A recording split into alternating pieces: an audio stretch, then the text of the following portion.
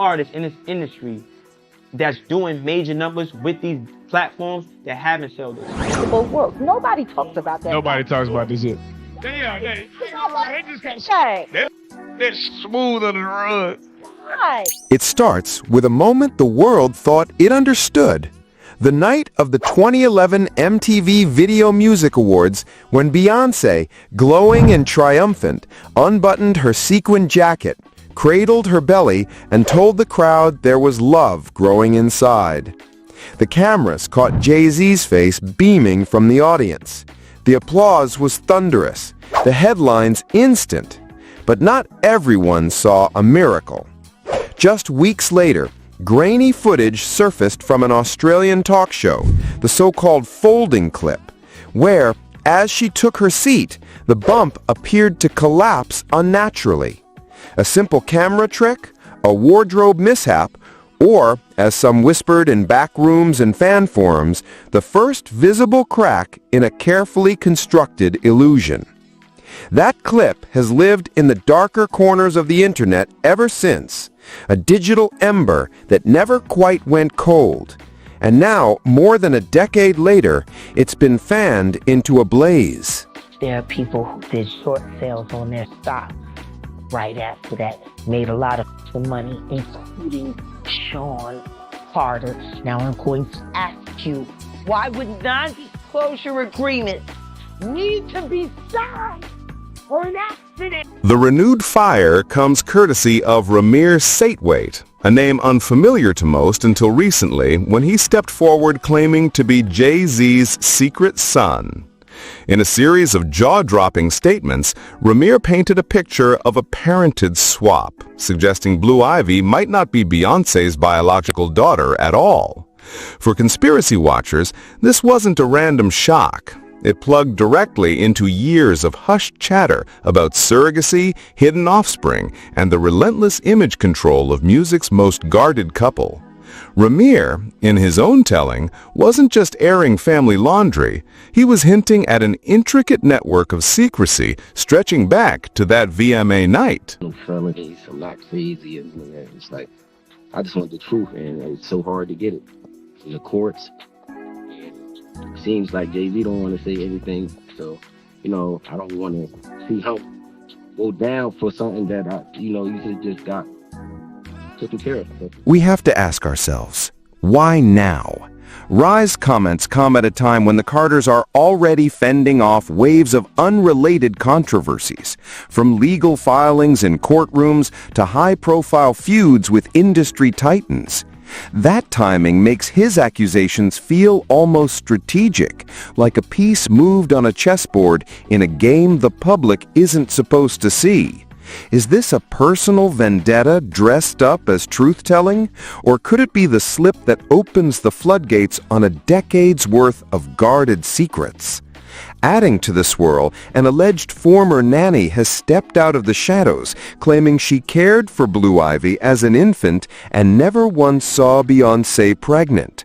The story is incendiary, that the image of the perfect, glowing mother-to-be was all for the cameras, while behind the scenes, another woman carried the child. This isn't the first time someone suggested it, but it's rare to hear such blunt testimony from someone who says they were inside the household. The nanny's account, if even partly true, threatens the foundation of Beyoncé's public narrative. The carefully edited glimpses of family life, the extreme privacy, the refusal to let gossip dictate the story. I know so much on how you got where you are. How you stepped on them. We can't forget how meticulously Beyoncé has curated her image. Every album rollout, every photograph, every snippet of her children that the public is allowed to see, all choreographed with precision. That's part of why these renewed whispers hit so hard.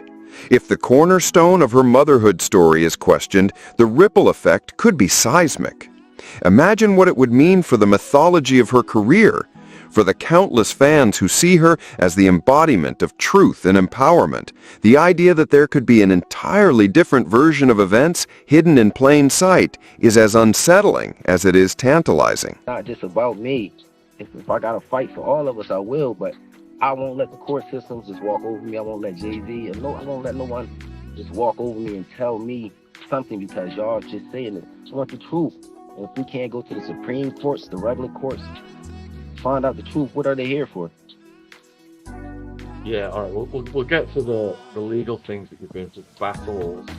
Rymir Satterthwaite's involvement muddies the water further. He presents himself as an insider wronged, with a kind of grievance that fuels late-night calls and locked-door conversations.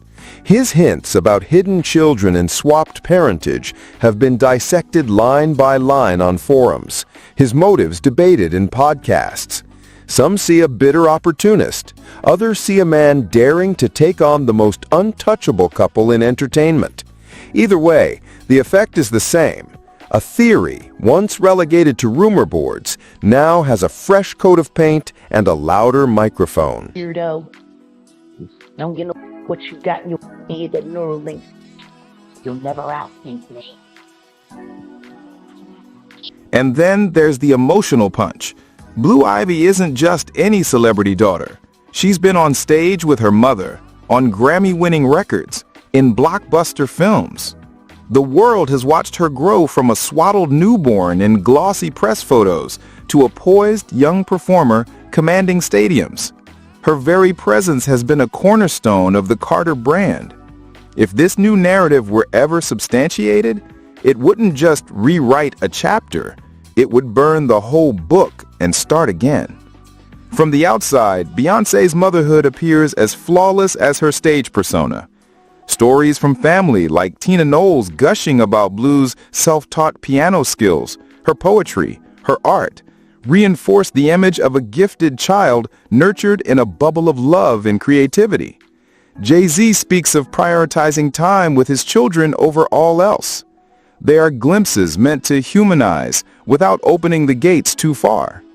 But in the shadow of Rymir's claims and the nanny's allegations, those same anecdotes take on a different tone, almost like curated exhibits in a museum designed to distract from the rooms you're not allowed to enter. Out tonight is a family affair. I saw your mother-in-law so proud. Yeah, we're going. Yeah. The more we revisit that folding bump clip, the harder it becomes to dismiss how perfectly it fits into the series framework. Was it nothing more than fabric and posture, or was it a fleeting moment when the mask slipped? In 2011, public fascination was about spectacle. In 2025, armed with years of hindsight and an avalanche of surrounding drama, the clip feels like potential evidence in a long-running case. After that major documentary comes out on Diddy, then you're going to start to hear more and more about Jay-Z and his nefarious. The question now isn't whether the rumors will fade. It's clear they won't. But how much more oxygen they'll get as other stories intersect. West's recent public meltdowns and pointed comments about the Carters have already thrown gasoline on unrelated disputes. Lawsuits swirling around figures once firmly in Jay-Z's inner circle have created a background hum of scandal. Even wild claims about controlled celebrities and Hollywood sacrifices have found their way into the conversation, creating an atmosphere where any claim, no matter how outlandish, seems to have an audience.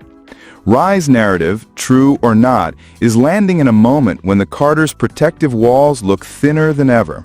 Their longtime allies are distracted, some facing battles of their own, and the media appetite for celebrity unmaskings has only grown sharper.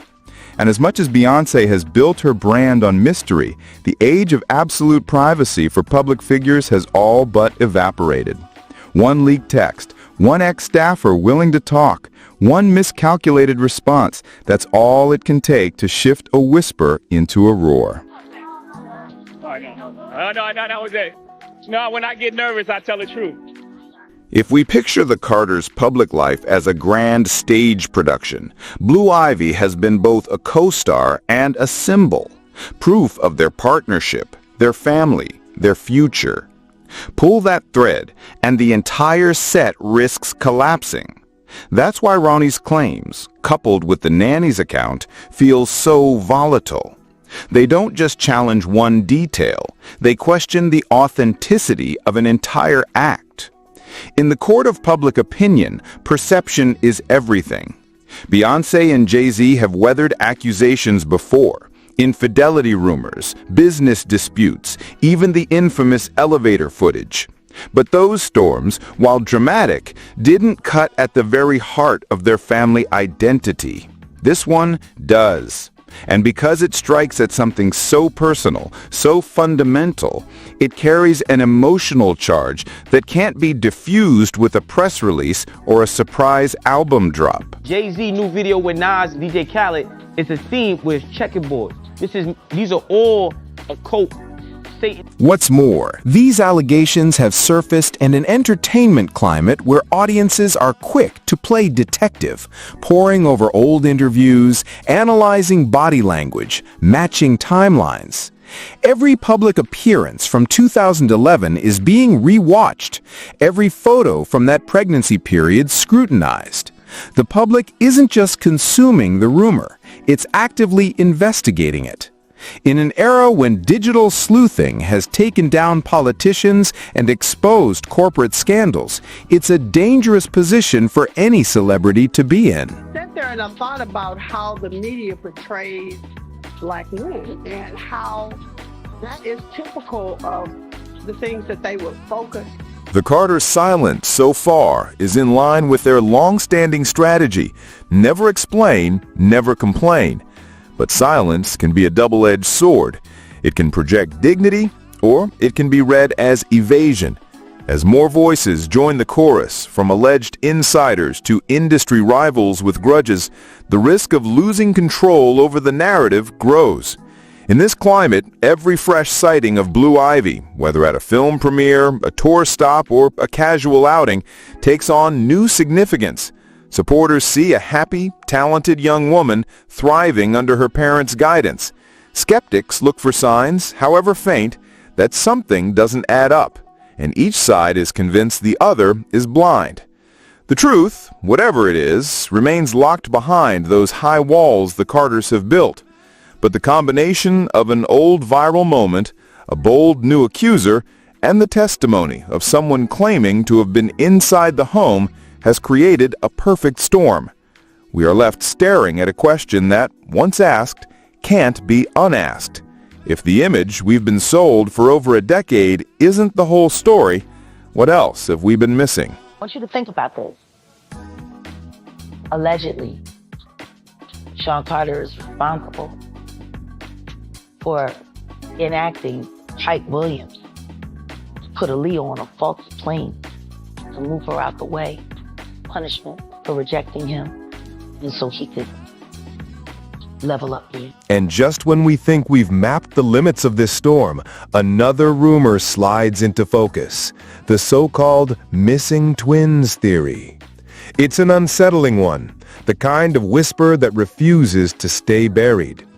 According to long circulating claims in certain industry corridors, Jay-Z may have fathered another set of twins years before his marriage to Beyoncé. Not a tabloid slip-up, not mistaken identity, but children who have allegedly been kept away from cameras, events, and even the faintest public acknowledgement. The story goes further, claiming their existence is bound up in confidential agreements and carefully engineered silence, with financial arrangements ensuring that this chapter remains invisible. If there's any truth here, it might explain the near militant level of privacy that surrounds the Carter household and why the couple's approach to showing their known children feels so tightly curated. And I'm not saying allegedly. I'm saying, Sean Carter, you're a piece of shit.